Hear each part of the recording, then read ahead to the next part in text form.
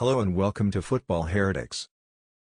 While opting and applying the positional play ideals, we saw many teams using the 4-3-3 formation, which gives them more flexibility to build up from the back and also progress the ball to the opponent's field.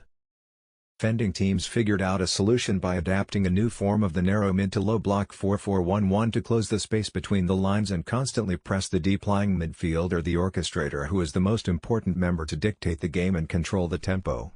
Such improvement from the defending teams made the possession of such teams very slow, less vertical and of course less productive.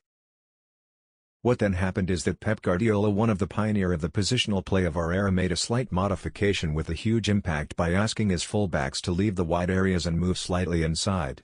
Such modification will give many advantages, such as creating an overload against the opposition and thus giving more freedom to your defensive midfielder, more verticality and thus more unpredictability.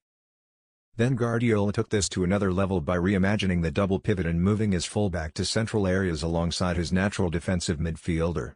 Such evolution gave the team so many strategic advantages, such as control the opposition counterattacks with two pivots ready to counter-press immediately just after losing the ball, more freedom and comfort the deep-lying midfielder to build up, overloading the central zones with two attacking midfielders positioning themselves between the lines, stretching the opposition's defense by attacking the five zones areas and penetrating the half spaces.